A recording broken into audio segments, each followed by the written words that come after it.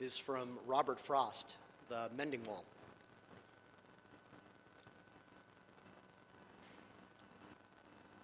Something there is that doesn't love a wall, that sends the frozen ground swell under it and spills the upper boulders in the sun, and makes gaps even two can pass abreast. The work of hunters is another thing. I have come after them and made repair where they have left not one stone on a stone, but they would have the rabbit out of hiding to please the yelping dogs. The gaps, I mean. No one has seen them made or heard them made, but at spring mending time we find them there. I let my neighbor know beyond the hill, and on a day we meet to walk the line. We set the wall between us once again. We keep the wall between us as we go to each the boulders that have fallen to each. And some are loaves, and some so nearly balls we have to use a spell to make them balance. Stay where you are until our backs are turned. We wear our fingers rough with handling them. Oh, just another kind of outdoor game, one on a side. It comes to little more. There where it is, we do not need the wall. He is all pine and I am apple orchard. My apple trees will never get across and eat the cones under his pines, I tell him. He only says good fences make good neighbors. Spring is the mischief in me, and I wonder if I could put a notion in his head. Why do they make good neighbors? Isn't it where there are cows? But here there are no cows. Before I built a wall, I'd ask to know what I was walling in or walling out, and to whom I was like to give offense. Something there is that doesn't love a wall, that wants it down. I could say elves to him, but it's not elves exactly. And I'd rather he said it for himself. I see him there bringing a stone grasped firmly by the top in each hand like an old stone savage armed.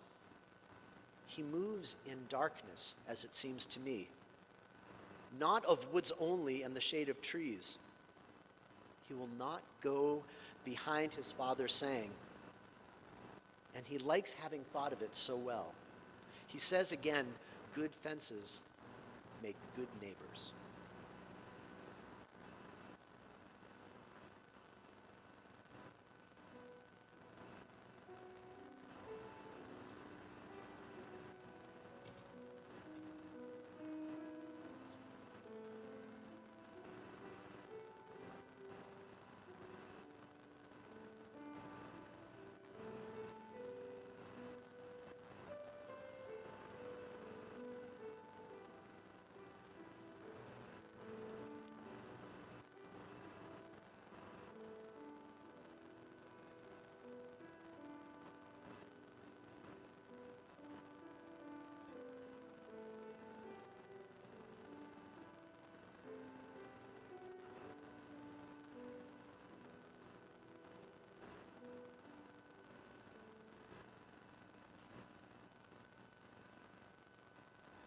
And who is my neighbor?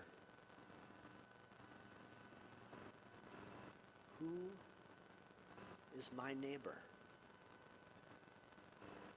It was a sweltering July afternoon. I drove from Amherst, New Hampshire, where I was hanging out with my partner Melissa's family. I drove to Derry to visit the farm where the poet Robert Frost lived with his family. The modest white farmhouse fronting Route 28 about 2 miles outside of Derry was bequeathed to Frost by his paternal grandfather. And it appears much as it did when they moved into it in the fall of 1900. I was treated to an after-hours tour of the house by an accommodating park ranger, and we talked as he locked up, And then I accompanied him out into the gravel parking lot. And just before he left, he pointed toward the woods and suggested that I take a look around, noting that the grounds were open until sunset. With the whole place to myself and guided by a small pamphlet, I made my way down through the pasture, across Hyla Brook, and into the surrounding forest. And not far into the woods, the pamphlet offered information about a long wall made of sizable stones, which was still standing, though in a state of disrepair. This was it. It's the very structure that, along with a quote from Henry David Thoreau, inspired one of Frost's most famous poems, Mending Wall. He writes of the day that he and his neighbor meet to walk the line and set the wall between us once again. We keep the wall between us as we go to each the boulders that have fallen to each. And though Frost has his misgivings, it is in the annual process of rebuilding this stone wall, dividing their respective properties, that Frost's neighbor utters and then repeats that familiar line. Good fences make good neighbors. Good fences make good neighbors. And who is my neighbor?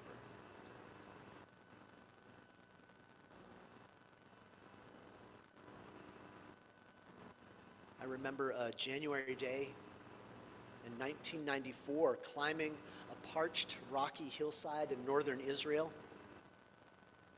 Spread below us to the east was the complex border separating Israel from Jordan. And on the Israeli side, there's a wide expanse of open ground that's regularly swept smooth so as to show any footprints. And then an elaborate fence, and in between a no man's land, and then another elaborate fence on the Jordanian side.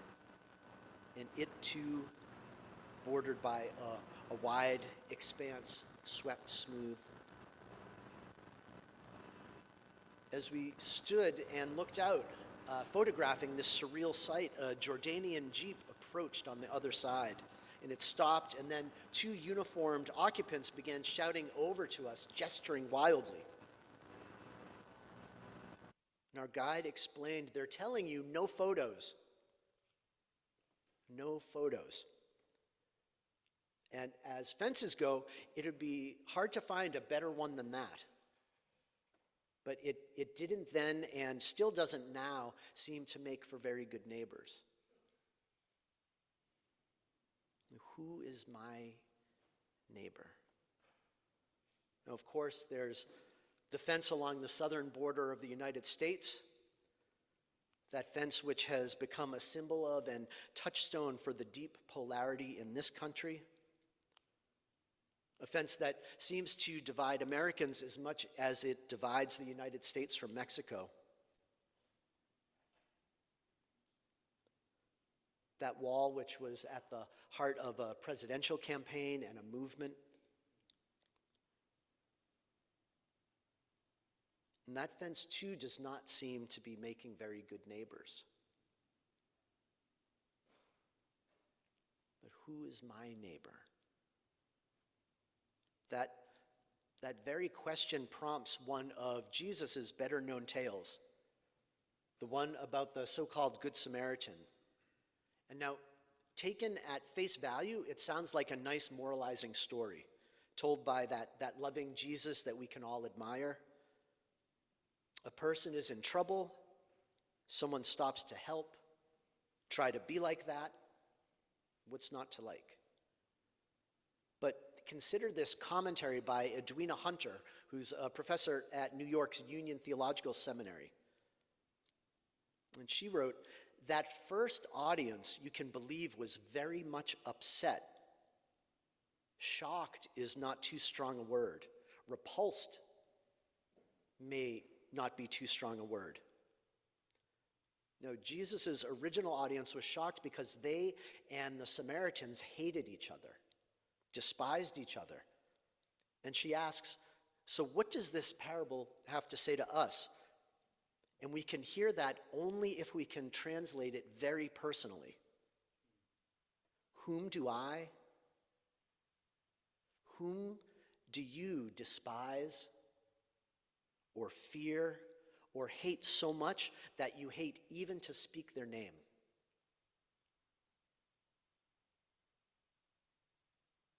Or take it further. Jesus said that the Samaritan actually touched the man who had been left for dead. He touched one who for him and his people was untouchable. Hunter continues, what is Jesus saying? He's saying that we will never understand who our neighbor is, who the one is that we are to love as ourselves, until we are able to touch the untouchable one and speak the unspeakable name. By whom would I least like to be helped? Who would I least like to be indebted to? Only then can we really understand what Jesus is saying and what he's calling us to.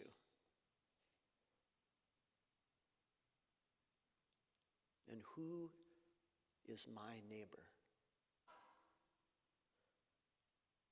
For now, for a little longer anyways, at the very heart of our liberal religion is this claim. We affirm and promote respect for the interdependent web of all existence, of which we are a part. Ultimately, to be is to be not independent, but interdependent. There's no way to truly separate myself. There's no way off that train or that blue boat. There's no place to go. There's no way to really live off that grid. It includes all of us. Any illusion of separateness, of division, is just that, an illusion. Now, some have suggested that religion's role is to help us define our group or our clan or our tribe, who it is that we're speaking of when we say us. Well, if that's so, our religion offers us a tough answer for us to live our way into. There's only us. There are no thems. What an enormous claim we are making. And what an incredible challenge to which we are calling ourselves. Interdependence forces us to ask the question of the common good, because in the end, it's the only good that there is. Citizen, non-citizen, documented, undocumented, differences with no ultimate distinction, since all are part of the same web. Loving straight couples, loving gay couples, those supporting reproductive justice, those opposing it, all part of the same web. Hawks and doves, urban, suburban, rural, red states and blue states, Red Sox fans, Yankee fans, all of us part of the same web. Anyone here struggle with that? Anyone here ever think, why should we listen to what the fill in whatever blank you want? The fundamentalists, the undocumented immigrants, the radical right-wingers or the loopy left-wingers, the NAACP or the NRA, those with a prison record, those with little education or sophistication. Why should we listen to them? Anyone here ever think, or to be more honest, anyone else here ever think that if we could just get rid of the climate change deniers, social media influencers, believers or Swifties, the greedy corporate executives, tech bros, the irresponsible poor, the hateful homophobes, the biased bigots, if we could just get rid of them, we'd all be so much better off. Interdependence stands in judgment on all of our subgroupings. Religion, region, ideology, citizenship, species even. Interdependence stands in judgment on all fences.